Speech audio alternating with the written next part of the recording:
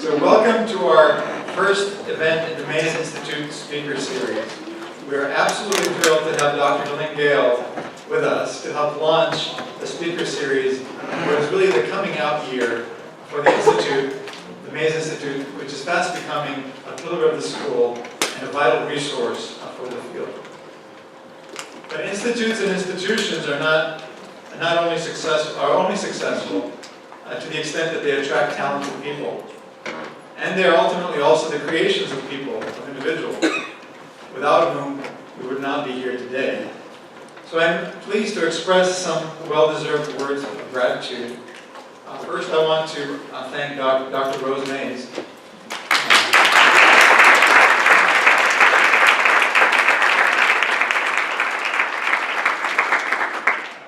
Thank you, Rose, for entrusting us with your family's legacy. I would also like to thank the chair of the Mays Council of Advisors, who has not quite joined us yet, Lacey Johnson. And there are other members of the council that I would like to thank, including Joyce Rogers, Una Osili,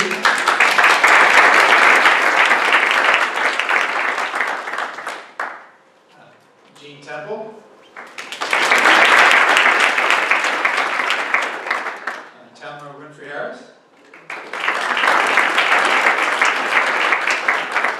and Caroline Mays as well. Thank you. We also have several of our most generous donors to the Institute with us this evening. So please join me in one more hand of applause for all the generous support we have received from Mays.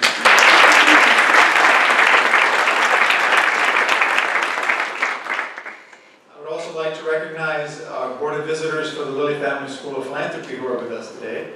Ellen Rosenthal, Maria Catine. The Mays Institute also would not be here without support from IUPUI and Indiana University. And in the audience today we have Karen Dace, the Vice Chancellor for Diversity, Equity, and Inclusion.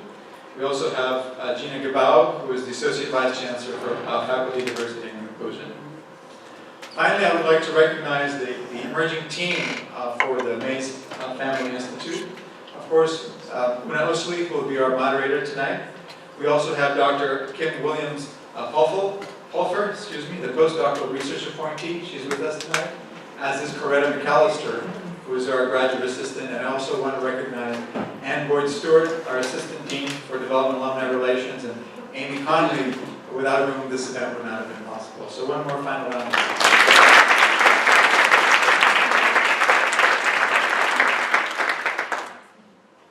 The Mays Family Institute on Diverse Philanthropy fosters a greater understanding of the ways in which underrepresented people are both inspired and informed donors by providing knowledge, education, and training. The Institute seeks to understand the perceptions, practices, experiences, and needs of the individuals and institutions that operationalize philanthropy in underrepresented communities, and develop programming and services to engage philanthropic practitioners and the public at large in conversations and activities to advance this field. The Institute's inspiration, William Mays, who had multiple degrees from Indiana University, he began his nearly 50-year career at Indianapolis and provided outstanding local, national, and international leadership in business, civic, and philanthropic sectors. The Mays Family Institute is a tribute and celebration of his legacy. The Institute honors the philanthropic values of Bill and his wife Rose to provide the community with a space for public inquiry, hands-on training, and the study of generosity within historically underrepresented groups. We have already done research that looks at the consequences of increased diversity on nonprofit boards, and there is much more to come. Like our other institutes at our school, the Mays Institute is an integral part of who we are. And like the Lake Institute on Faith and Giving and the Women's Philanthropy Institute, it is emerging as a significant resource for the field of philanthropy in Indiana, nationally, and beyond. Since you have joined us in this journey that we have started under the umbrella of the Mays Family Institute, I also want to take a moment to highlight the subsequent visitors who will help enrich our dialogue in this important year. Our next speaker at the end of this month will be Jim Moore, who is the President and CEO of the University of Illinois Foundation. So continuing our connection to Illinois that we're beginning with Dr. Gayle today. After that, we will have a conversation with Dr. Brad Braxton, Amy Lattimore, and Reverend Starsky Wilson on race matters, faith and philanthropy in the African American community, which we are doing in partnership with the Christian Theological Seminary. In January, we will welcome Susan Batten, the CEO of APFI. And those of you who have been around the center and the school know that APFI was actually incubated at the center some years ago. Later in the spring, we will be happy to welcome Noah Dresner, who is a leading researcher on philanthropy in the LGBTQ community. And in April, we will welcome Sandy Vargas, former president of the University of Minnesota Foundation as well. So I hope you will join us for these events as well as we continue the dialogue under the Mays Institute auspices. It is now my pleasure to introduce our discussion leader this evening. And I will introduce our two discussion leaders and our distinguished guests, and then we'll see a short video that describes Dr. Gayle's rather impressive work. Our discussion leader this evening will be Dr. Una Osili, who is an economist with significant experience in research and policy in the fields of household behavior and economic policy. As Dean's Fellow, she leads the Mays Institute on Diverse Philanthropy. In her spare time, she is also Associate Dean for Research and International Programs at the Lilly Family School of Philanthropy and Professor of Economic and Philanthropic Studies. She is an internationally recognized expert on economic development and philanthropy. She speaks around the globe on issues related to national and international trends on economics and philanthropy. She leads the research and publication of Giving USA, the annual report on American philanthropy, and she also leads the research and publication of the global indices of philanthropy. Please join me in welcoming Dr. Osili.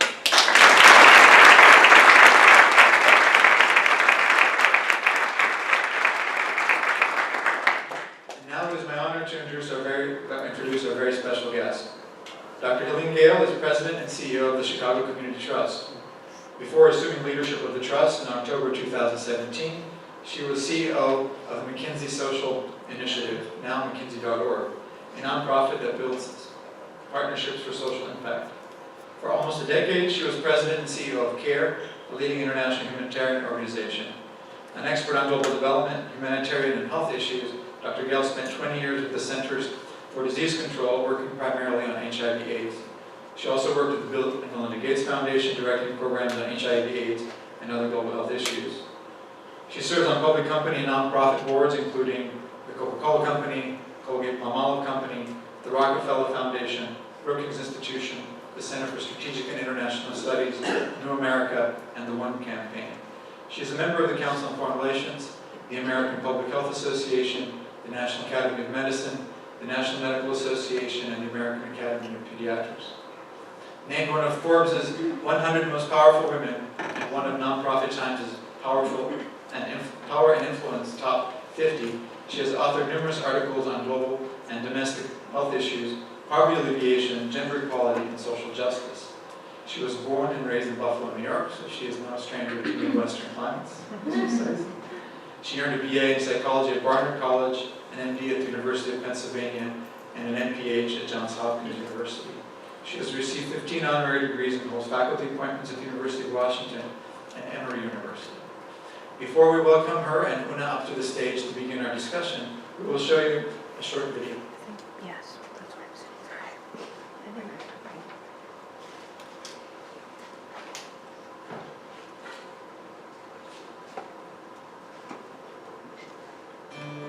I saw glimmers of greatness early on with Helene. We've been friends for over 40 years now. As a child, Helene was special and different. She always had a magnetic personality. We always knew that Helene was going to go far and do well. No question about that. We were all expected to be self-sufficient. We were expected to get our degree and to use our degree, but to use our degree for the good of others.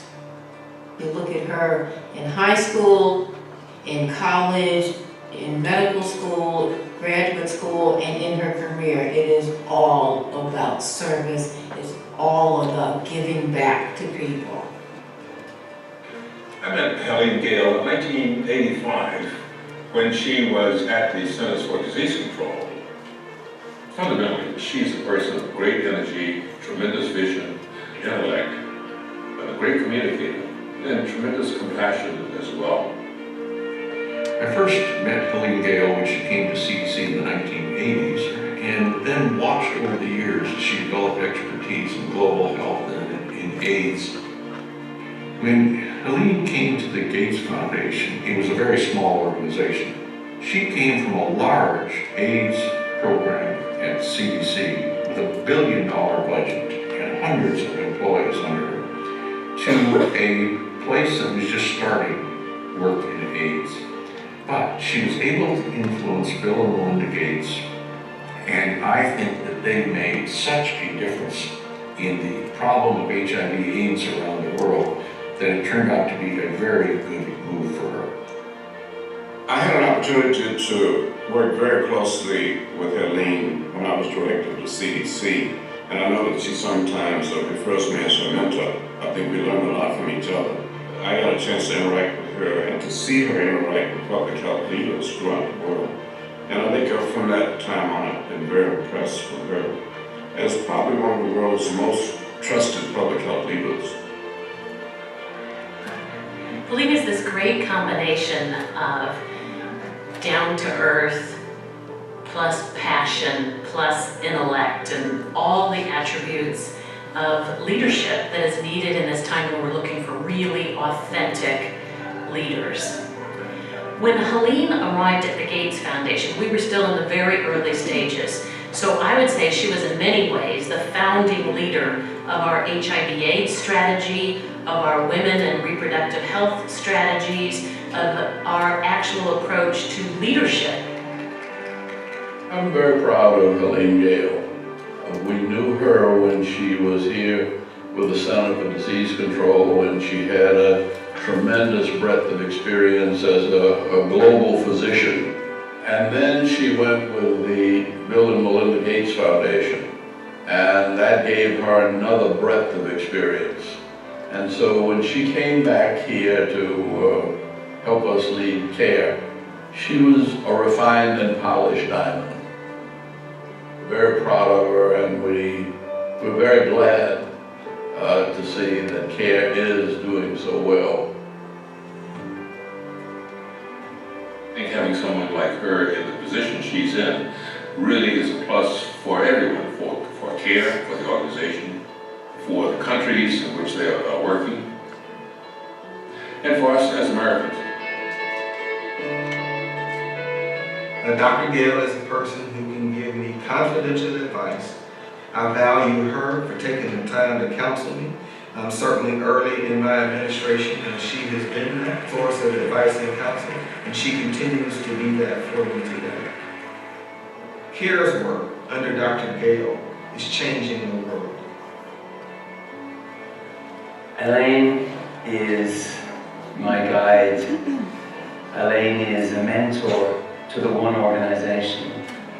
I cannot imagine our organization being where it is without her guidance. Helene, you are my queen, and thank you. Almost anyone would say if they had the opportunity to save a life, to dramatically improve a life, that would be a life well lived.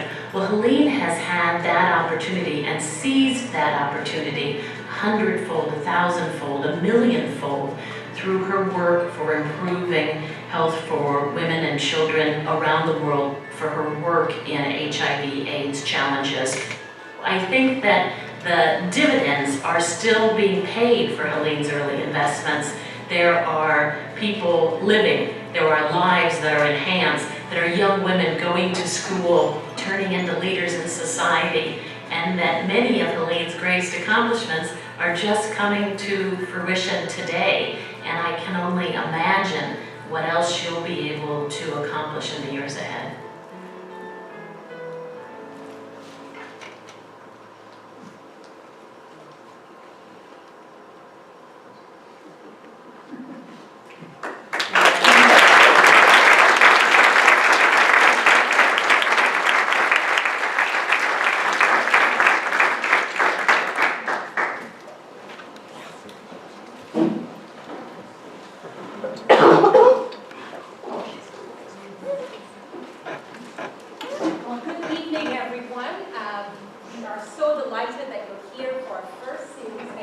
the video, it is just breathtaking, and we're just honored to have you here, Dr. Gayle. So where do we begin? I have admired and watched all of your different videos, at least the ones that I remember, and I've just learned so much in the video over the last few weeks preparing for this event. So we're going to go ahead and get started. We'll have time for questions at the end, so please save your questions. We're going to engage the audience. We're going to start at the macro level and then get down to the details here. What strikes me as I listen to this video and watch all the different things you've done over your life, it's truly amazing. You've been a public health official, you've been a doctor, but you've led a global organization. And in all those roles, you've been a pioneer every single time. Started something new, a startup, public sector, private sector, but it was always something where you had to come in with a vision and implement. As you look at the path that you're now leading the Chicago Community Trust, what about your medical background as well as your really early life in your family informs the work that you can share with all of us, because we're inspired and we know by the time we're done we're going to be ready to change the world alongside.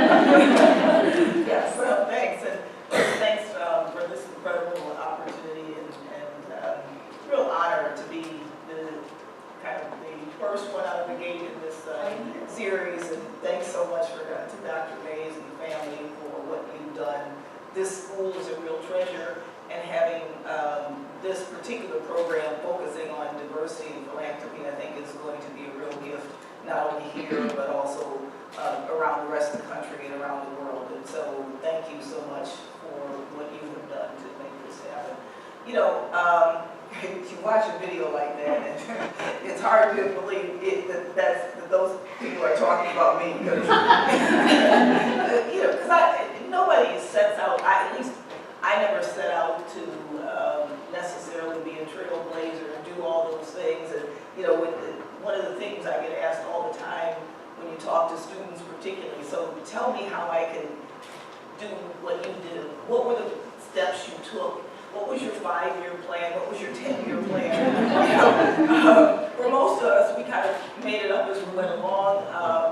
Would I have ever known that I was going to do the range of things that I did? But, I guess for me, some of it does start very much from family. You heard from my sister who talked about what was expected of us. I came from a family that did place a real focus on education, but equally that we did use that education to make a difference. And so, that was just very deep in my family and roots. I also, in some ways, think about the times in which I grew up. I grew up in the late 50s to mid-60s, during the time when the civil rights movement was evolving, when women's rights, when things like African liberation struggles, all those things were the kinds of things that really informed my early days and my thinking about the world. And, I kind of grew up with this passion to make a difference and to be part of something bigger than myself, because I had seen social change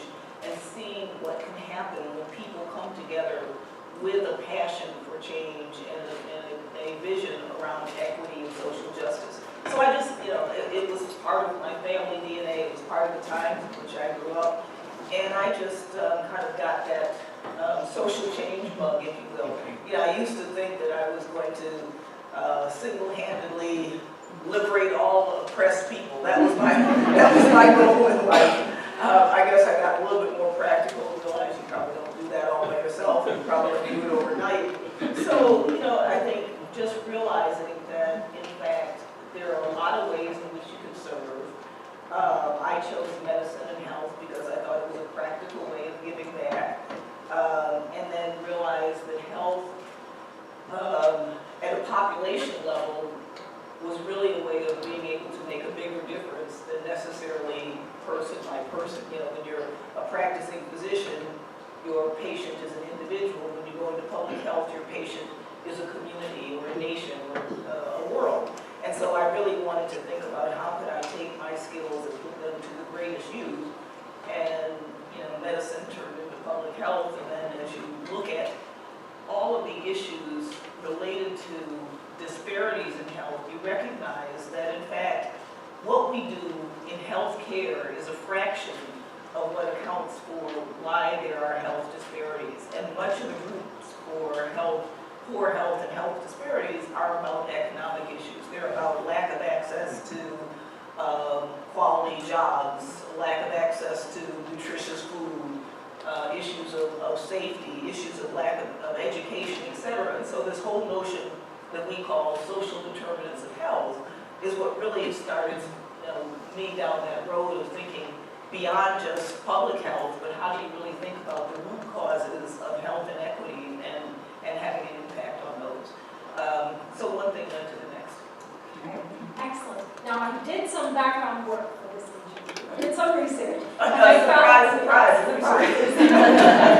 But one of the things that amazed me is the breadth of the work you did at the CDC, as you heard, $1 billion budget, at CARE. You led a team of 11,000 people in, from what I can count, 87 countries and 97 million people. So this is an enormous operation. What were your takeaways in that leadership role, and what lessons did you learn about philanthropy? And especially because today the title is the urgency of inclusion in philanthropy in all of our communities. What lessons do you think we took away from that breadth of experience, especially at CARE? Lots of lessons. First of all, I think I took away a lot of lessons about leadership itself. I didn't, again, it wasn't like I said, I want to be a leader.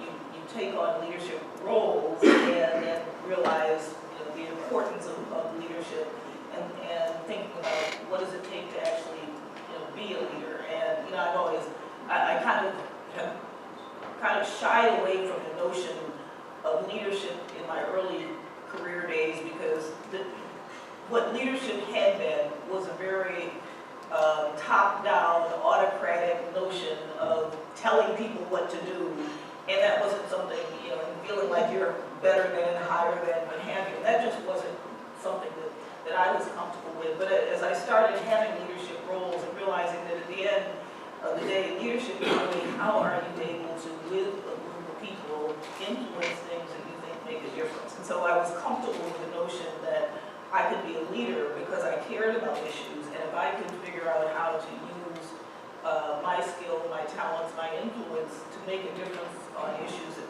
that I cared about, then I was cool with this notion of leadership, and really that a leader is somebody who actually helps to facilitate others' effectiveness in organizations.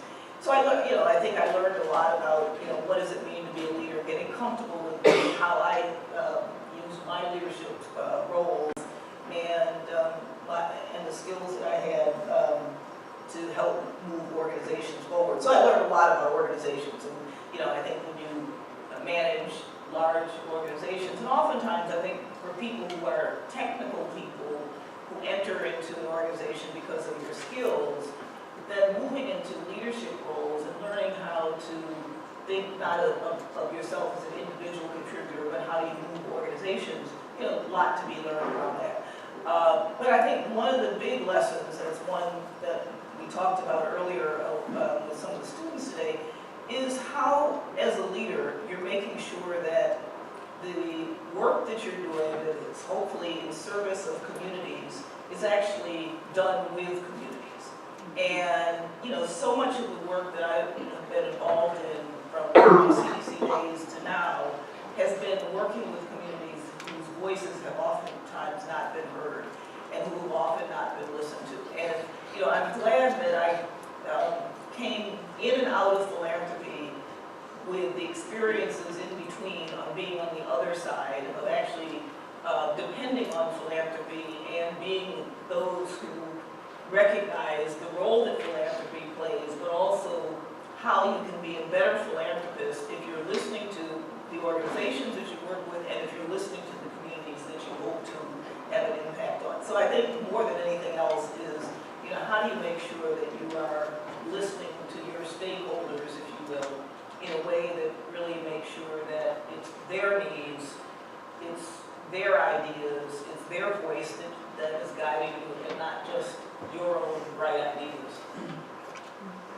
Now, actually, this week, Joyce Rogers brought this news to my attention. I guess I wasn't paying as close attention as I should have, but California recently signed into law, the governor of California, the board diversity, that each publicly held company in California has to have at least one woman on their board by the end of 2019. And we know that nationally, women are much less likely to be represented in corporate boards, and women, people of color, are more broadly underrepresented.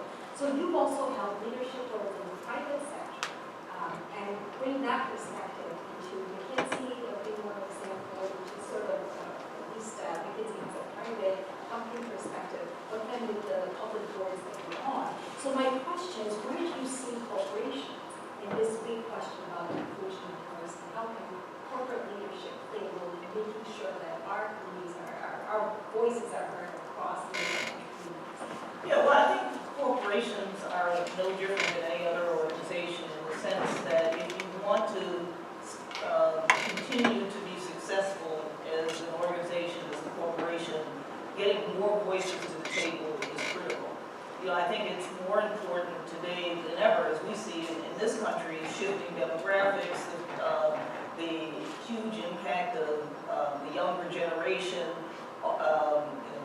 ethnic and racial demographic shifts, etc. So I think that companies, if they're not really getting those voices to the decision-making tables, they're going to be missing perspectives that are going to be important for success. So, I think that, people will argue whether the California model is the right model or not. It's very similar to a lot of European companies, European countries that have mandated 30 to 50% of board seats go to women.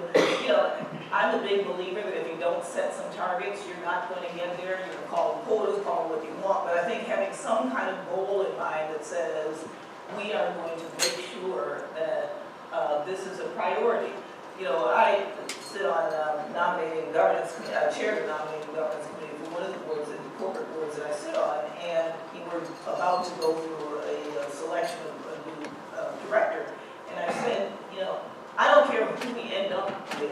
I mean, I do care who we end up with, but I want to make sure that every slate is a diverse slate, and that we make sure that every slate has women and people of color. Even if we end up with a white man because he ended up being the best candidate, ultimately that means that one of the candidates will all be a diverse person. If you don't have them in the candidate pool, you're not going to get there. So I just think that continuing to make sure that we push to keep diversity top of mind. But diversity doesn't go far enough, because I think we want, most of us have all had the experience where we're the one or two person in the room, and our voices aren't necessarily heard, even if we use them. And so we have to make sure not only that we have the numbers, if you will, and the representation, but that we're also open to actually hearing the perspectives that are different. And if you're not also thinking about inclusion, not just the diversity piece of it, then all you've done is check the box and have some, better statistics. But I think unless you really think seriously about what does it mean, it goes back to my comment about organizations, unless you're actually listening and willing to change because you heard something different, then I don't think we're going to really move the needle a whole lot. We'll get different numbers, but we won't have different perspectives. Now, you are now in a different city. You've done the global work. You're now sitting in one of our largest cities in the country. So your work has taken you to far-flung corners of the globe, and now you're a neighbor in the Chicago area. What attracted you to that opportunity in Chicago instead of, say, Thailand or Abidjan or Mexico City? Go to your home, basically. It's closer to home, and the Chicago Community Trust. Yeah. Like everything else in my life, it was totally unplanned. But I had started thinking seriously about,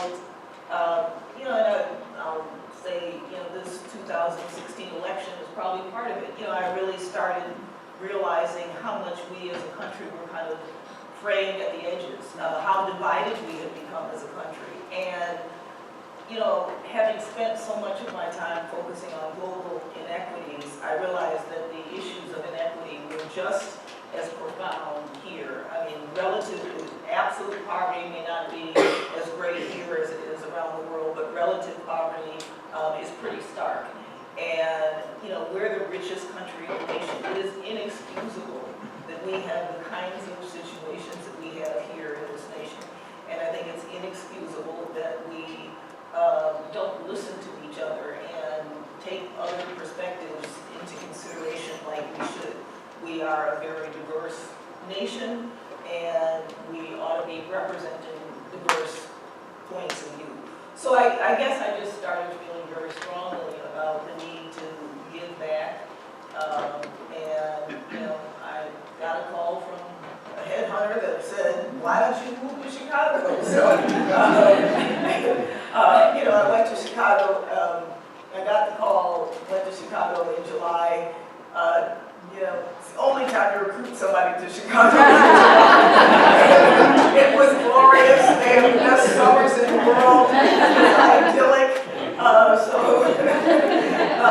But it, you know, it really did speak to me. And I kind of felt that, you know, here the third largest city in the world, an incredibly philanthropic city, a very civically minded city with a lot of wealth, but there's incredible inequities. And so I just felt that if I could do something to make a difference in Chicago, it could be not only impactful for Chicago, but it could be a model for the nation. And it is a nation, it is a city that people look to for innovation, look to for, you know, different models at the local level. So I just felt like it was an important role at the right time in my life. Excellent. Now, in that role, you're also a pioneer, the first woman to do that role. You're also, I think, the first person of color to With one man. One man, okay. First woman of color, perhaps, to hold that position. What makes this moment so important for you to step into that role? Also understanding how the female board chair at the Chicago Community Trustees, a new kind of leadership that you provide. Yeah, you know, I don't know that, I mean, I think I bring the fact that I'm a woman into anything. I don't know that, you know, this moment in Chicago, it matters specifically. I think it matters, I hope that it matters that I'm there, and I hope that it matters that I bring my whole self to the situation. You know, I think that we need women leadership. We need women leadership, you know, in all sectors across the nation and world. I think, you know, it is high time that those of us who represent 50% of the population actually have the opportunity to be in these kinds of leadership roles. You know, I think at a time when we're going through some of the things that we're going through with Me Too and all these other things, I think women leadership is particularly timely and important. So, you know, I'm happy to continue to be a trailblazer. I hope that I bring the things that, you know, in some ways, a voice that might be different. And it's great to have, as you said, a woman board leader. My COO is also a woman. My CFO is a woman. I didn't go out there and plan, but it is nice, and it's nice to have that kind of balance. And at the end of the day, I mean, I do think it's about balance, and I think as a world we've been out of kilter. It just doesn't make sense that, you know, for decades and centuries that men have, you know, basically controlled everything. I love men. There's nothing, you know, and I think we got great male leaders, but they shouldn't be the only leaders. And if we're 50% of the population, we should be at least 50% of the leadership roles. And maybe for a while we should be 80% because we haven't had our fair share of it.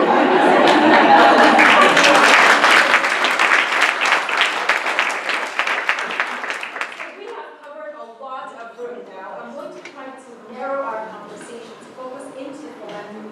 This is also a time of a lot of change and innovation, not just in the world as a whole, but in the philanthropic sector. We're hearing a lot about impact investments, different tools, different toolkits. to solve problems, whether it's hunger, poverty, gender inequality. One thing that has been very intriguing to me as I observe on the outside is the approaches that the Chicago Community Trust is taking currently. One such big announcement came with the $100 million impact fund that's focused on solving some of the most intractable problems in Chicago, where the trust has partnered with Parker and a few other partners to actually invest in nonprofits and for-profits that are working on these very intractable problems. Can you say a little bit about that and what you're learning about this toolkit and this entry to these elements? Something we're trying to learn about. Yeah, you know, and I'm a big believer in impact investing. And interestingly, it's something that we did a lot more in the developing world than we have here in this country. And so maybe it's one of those times where we're a little bit behind the rest of the world in doing something work in impact investing. And as you mentioned, this program called Benefit Chicago, it's a $100 million fund, ourselves and Parker and Helene Impact Investing, I think they changed their name to, or Impact Fund. Anyway, and it's really to provide resources to businesses that would not necessarily qualify for conventional loans. And so particularly focusing on communities where there hasn't been the kind of investment and the ability to get capital to start businesses, and then working with those businesses to make sure that they have the right kinds of skills to be successful in growing their businesses. And I love it. I mean, you know, there's this one project that, as an example, that is absolutely wonderful. This is a woman who had been doing a lot of work on employment in one of the neighborhoods where there's been a lot of poverty, a lot of unemployment, and a lot of people who had been incarcerated who had real difficulties coming back out and getting jobs. And she started urban beekeeping and has trained beekeepers, and now they've developed a line of honey and then honey-based products that are now sold in stores like Whole Foods. So you can get the Bee Love line and has this incredible line of products that, you know, visiting this home in North Lawndale in Chicago, where it's a small home. You see these people who otherwise would have been unemployable, who have taken such great pride in the fact that they are doing this service, and their products are now sold in national chains. So that's the kind of work. They would never have been able to qualify for a normal loan. You go to the bank and say, you know, I want to take out a loan to help a bunch of former incarcerated people take care of bees. That's not expected. Most banks are going to jump up and down and say, yeah, I'm ready to take a bet on that. So, you know, but it's wildly successful. And I could go on and on about projects like that where we're making a real difference and having a social impact. And so you know, to your question, I mean, I think that having these different tools in our toolkit, impact investing is not going to solve everything, but it's one more tool that we can use alongside with traditional grants to be able to make a difference. Yes, the Mason Institute, we had the opportunity to talk about some of the work that Bill Meades did and Rose. They also invested in entrepreneurs from underrepresented groups, understanding that sometimes the way to accelerate change is actually to make an investment. Right. And sometimes it's a grant. So I love the fact that we don't do away with traditional grant making, but we can add to our toolkit. Another disruptor on the philanthropic scene, and here we're inside baseball a little bit for those of you who are outside of philanthropy, is the donor advised fund world. And in 2015, Fidelity became the #1 charity in America. This made headlines. In fact, we got lots of calls around that time. So community foundations around the country are looking at different models in terms of how they serve traditional donor advised funds, how they work alongside Fidelities and national organizations like that. I wondered how you were thinking about this new landscape with national funds such as Fidelity, Shaw, and Vanguard, alongside some of the traditional ways that community foundations have operated. Yeah, so, you know, we manage many donor advised funds, and before I started at the trust, and before I was in community philanthropy, when the Schwabs and Fidelities came on the scene, I think there was a big panic on the part of community foundations because, they can do it cheaper, they can do it bigger, they can, they're machines. They had a platform that we could never compete with. But I think that meant that it upped our game in terms of what we do offer. So, we should be the best in the business in connecting philanthropy with communities. And that's not what Schwab and Fidelity do. They are not the people who are close to communities. They can't be a philanthropic guide in the same way. But if we're not actually able to do that, then, our value proposition is not as great as it should be. So I think we've got to really differentiate who we are as community foundations and not be concerned that for some people, donor advised funds, the Fidelity is fine because they're not really, it's a tax, it's a way of protecting, the tax haven, tax breaks. They're not as necessarily concerned about whether they're having an impact on their community or not. It's a nice way to handle their funds. But you come to a community foundation because you believe that we're the people who can tell you how to have the greatest impact in your community. And I think that ought to be our niche ought to be about impact and not worried about whether or not we're competitive with a commercial bank. We can't be competitive in the same way, but we can have a value proposition that attracts people who want to have an impact on their communities. Okay, now turning our attention to Central Indiana, our community foundation, and I see Rob McPherson here in the audience, recently put a big stake in the ground and announced this summer that one of our strategies is to end institutional racism, and that's going to guide all the grant making that we do.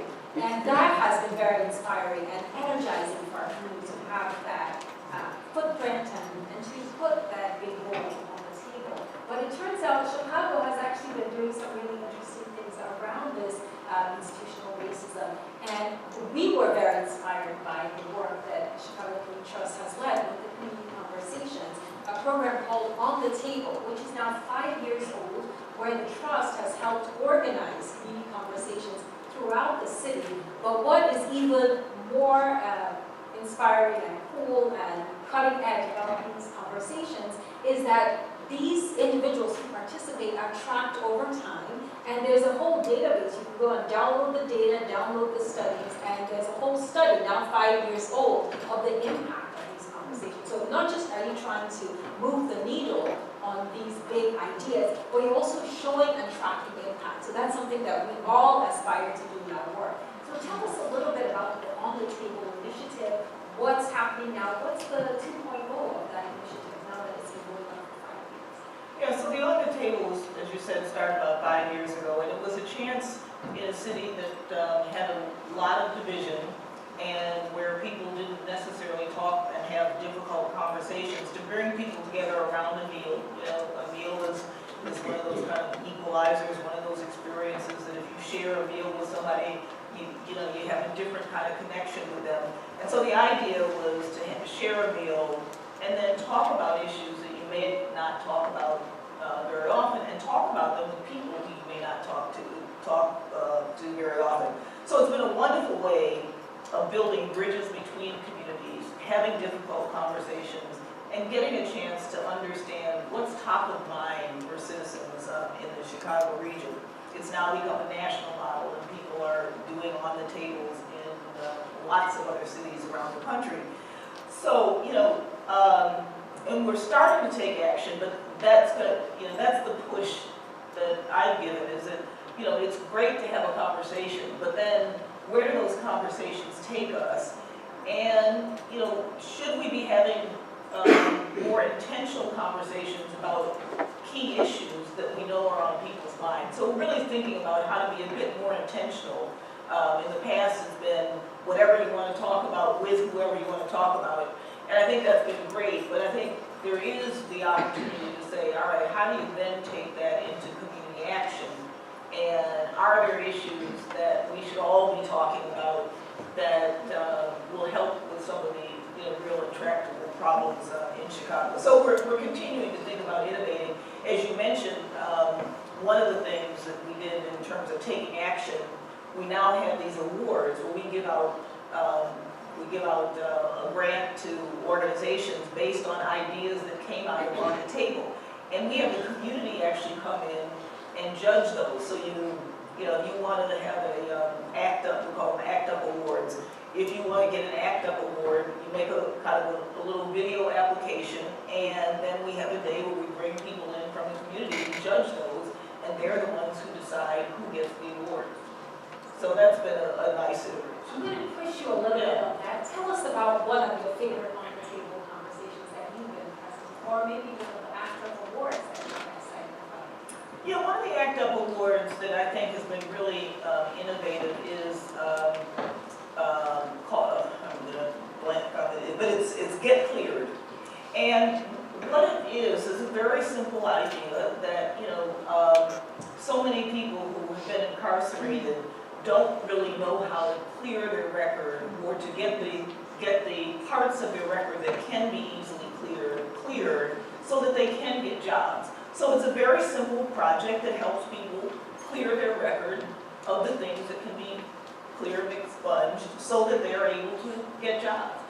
Simple concept, but it can be life-changing for people. So that's one of the ACT UP awards that you know, I think is just cool because it's simple but life-changing in so many circumstances. How about a dinner that you attend recently?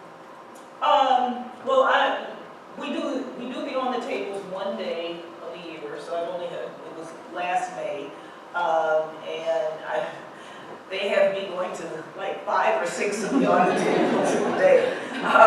The ones that I enjoyed the most were young people, the ones with young people, and I attended one where the whole discussion was around intergenerational dialogue, and you know, I guess the subtext of it was how you old people don't get it. It really was great because, you know, hearing it from these really withered young people, how we're not listening to them, and how our mindsets don't allow us to hear what they're saying. It was just very refreshing. Well, that gets to one of our big questions for the evening. We have a lot of young people here, a lot of students here.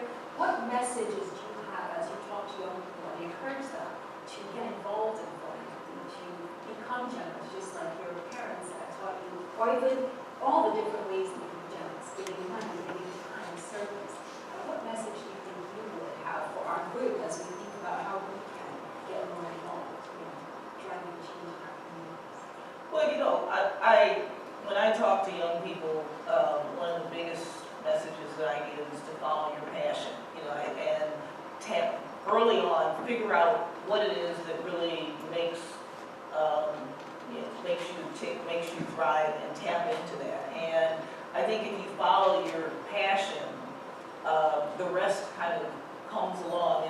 And if you find something that really gives you a sense of meaning and a sense of purpose, you know, I think that helps to drive your life. And I think once you do find that sense of purpose, you realize how much more fulfilling that is to live a life of purpose, and that part of that is giving back. You know, I, as you know, worked with Bill and Melinda Gates, and you know, Bill Gates will say all the time that as wonderful as it was to start Microsoft and lead Microsoft for all those years, and that he always thought that that was the pinnacle of his existence, being able to, you know, give that technology so far and wide and to create this revolution. He said, you know, looking back in comparison, that was nothing compared to what it means to do what he does now as a philanthropist. And that the giving back and knowing that you're making a difference in others' lives is, and there's, you know, there's books that have been written about altruism and philanthropy and what that means, and that we're probably all hardwired. And so the moment you are able to tap into that, I think the sooner you kind of have this joy that I think becomes reinforcing. So, you know, I say to young people, tap into that as soon as possible. because you're gonna have all kinds of ups and downs in life, but if you figured out how to give, I think you will have a happier, more successful life. And I do think that, while you can give of your talents and you can volunteer and the rest of it, there is something about giving financially and starting that early on that I think is an important thing to instill in young people. Now, we're going to go down to one other level here.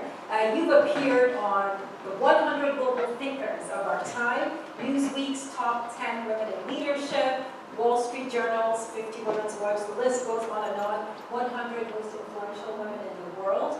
What do you do for fun and for relaxation? Maybe that's part of that. Well, I like people. So I'm happy if I'm in a room full of people. I love to cook. I love to entertain. I don't have a hobby. I never cultivated one day, maybe I will. I just got married for the first time in 2 years ago, so that's I'm probably the oldest first-time newlywed on the face of the earth. So I'm learning a new life. Thank you. You guys can get it wet for as long as okay, and so you changed lives. We heard from kids around the world and now in Chicago. Who inspires you? Who are the people you look up to? And what kind of books are you reading now? Where do you get the fuel to continue to grow and to tackle these new challenges that you face in your life in Chicago? Yeah, I get my greatest inspiration from people who are doing the work. And, no matter where I go, whether, it's some country in Africa or Asia or a neighborhood in Chicago, when you see people who put their lives on the line, oftentimes don't have many resources, and who every day get up and do what they do because they want to give back to their communities. To me, that's a huge inspiration. So those people whose names we will, probably never know, never read about, are the people who are my real inspiration. The other inspirations are some of the people who were on that film. People who have believed in me and given me opportunities to continue to grow and to develop. And so, I'm always grateful for people who have given me the opportunity to try to continue, along my path. So. Well, Dr. Gayle, thank you for your inspiration. Thank you for your time here, for sharing so generously with us. You are building a legacy, and we're all going to continue to watch and learn. And I'm also grateful to Dr. Rose and Bill Lees for their generosity that made all of this possible. So we're going to give everyone a chance to join in the conversation. I know all of you have questions to ask. We have a microphone, we'll bring it to you. Feel free to ask a question. We'll take a few questions and then Dr. Gayle will respond. See one hand here.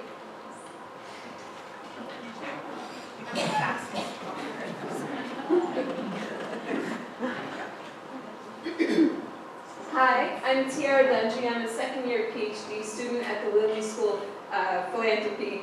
I've been trailing your career for years. I went to school in Atlanta, undergrad, and I worked there as an adult with UNICEF. And CARE has always been an example in a way that I can't even describe in terms of focusing on women and doing amazing work.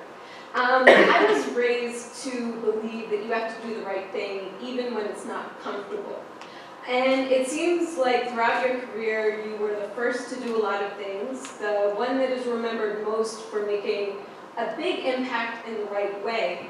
How did you challenge in love? How did you remember the end purpose of making a positive difference while pushing people beyond their boundaries? Maybe one more, because I see one more.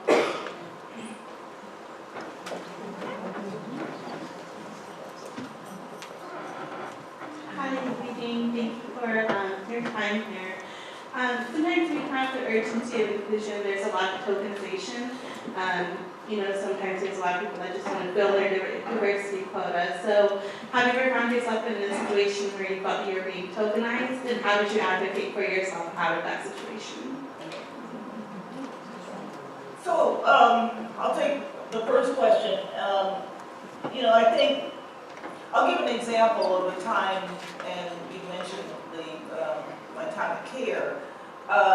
We were in a position at one point to make a decision around whether or not we would continue to take a certain kind of resources from USAID, who was our largest funder. And it was probably a revenue of about $50 million a year, but it was tied to a kind of food aid that probably made sense when it first was started 50, 60 years ago, but really was kind of counterproductive to our mission.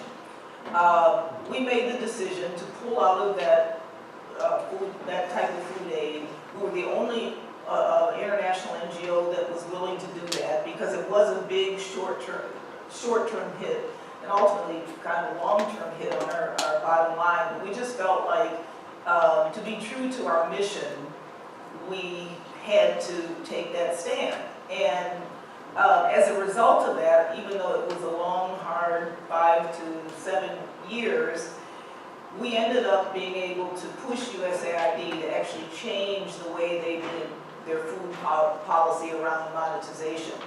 And in the meantime, we were also able to find other people to make up a lot of that difference. And so I just use that as an example because I think, you know, oftentimes when we think about making difficult choices, we think about the short-term consequences of it. But I think if you think about what your mission is, what your values are, in the long run, it usually serves you well. And so I just remember those examples where even though I had to make tough decisions, in the long run, it actually worked out and worked out oftentimes better. Continues to make me believe that it's always, when you have a choice between doing what is aligned with your values and doing something else, I think if you continue to do what's aligned with your values in the long run, it pays off. So. Tokenism. Yeah, I guess I think there's been lots of times in my life where I think that I was kind of a check the box. And I think part of what I've always tried to do is, one, make sure that whatever situation I'm in, I'm up to the task of what I'm there for. And then also make sure that I'm representing the perspectives that I bring. But I don't want to be in a situation where, as an African-American woman, the only thing I'm offering is, being the person who's only talking about those issues. If I'm there to represent, scientific discipline, or if I'm sitting on a board, I want to be able to be just as capable as anybody else on that board, but I will also then bring in those other perspectives. So that's, to me, the way you end up, even if you were put there as a check off the box, that people recognize, well, she comes not only with the expertise that everybody else comes with, but she also brings this other perspective. Any other questions? I think one more question at the back.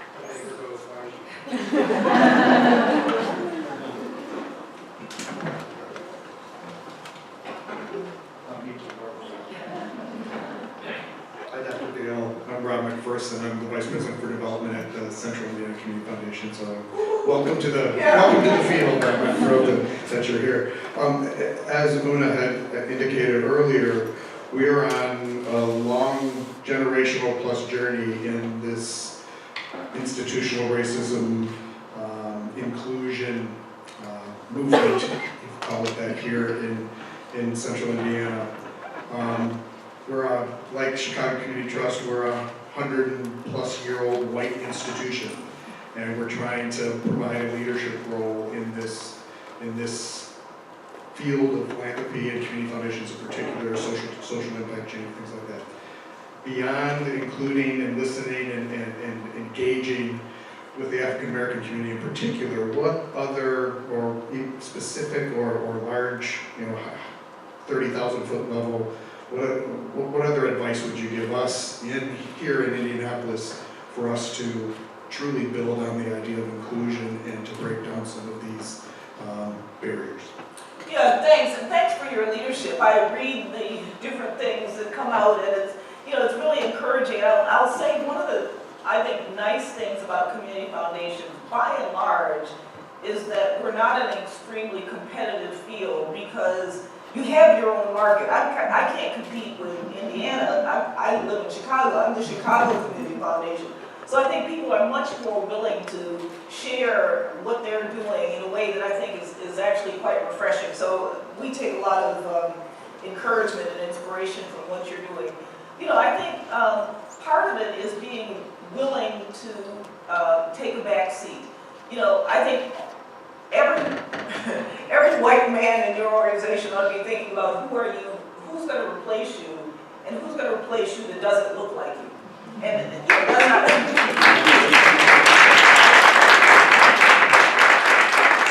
not my point about women. It's about balance. It's not about having no white men anywhere. It's really, how do you make sure that there's that balance, and how do you make sure that people who speak and have the lived experience of the communities that we want to make sure we're empowering are actually at the seat and at the table.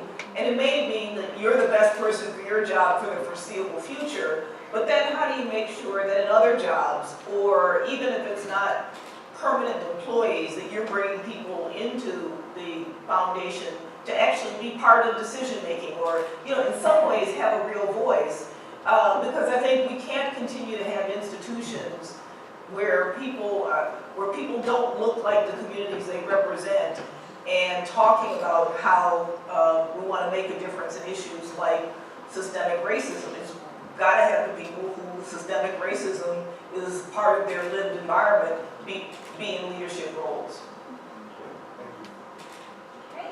Well, we are once again so grateful. I will say, I'll ask one last question, because today's topic, the urgency of inclusion, means that all of us have a role to play in building the kinds of communities that we want to live in, we want to raise our children, our grandchildren.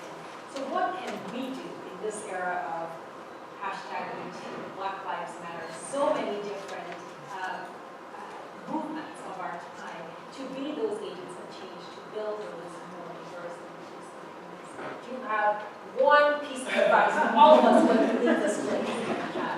That's a big Well, there's no one answer. I think it's very encouraging that we're having these discussions in a way that I think does reflect the fact that we think there is an urgency. And going back to the Indiana Community Foundation, when I read what's coming out of there, the kind of very frank and open and honest language that people are using, I think that there's a different dialogue that's occurring than I think I've ever heard. And particularly a different dialogue,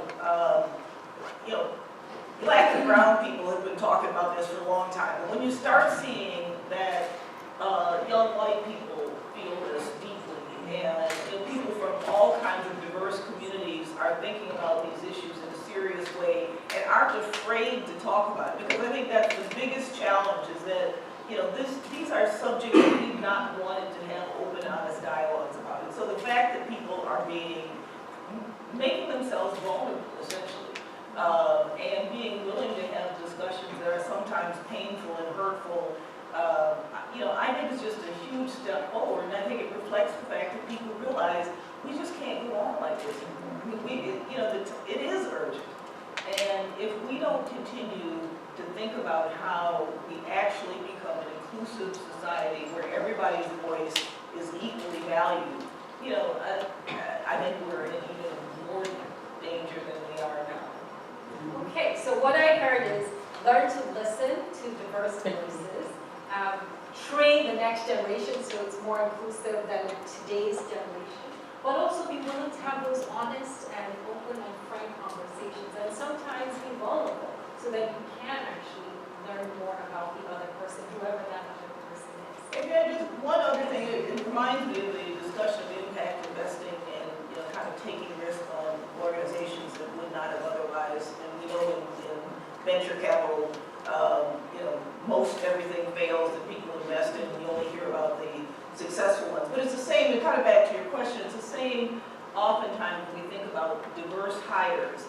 I remember when I was at CARE and we would, take risk we wouldn't call them risk, but we would have people who were disasters in their job, who were part of the establishment. And when we had somebody from, country X, Y, or Z, and it was their time to be promoted, we said, I'm not sure if we can take a risk on that person. And it's the same thing. We often say, well, she's a woman, or she's, or he's African American. I'm not sure we can take a risk. But, we've had, look at the financial crisis of 2008. We've been taking risks on white men.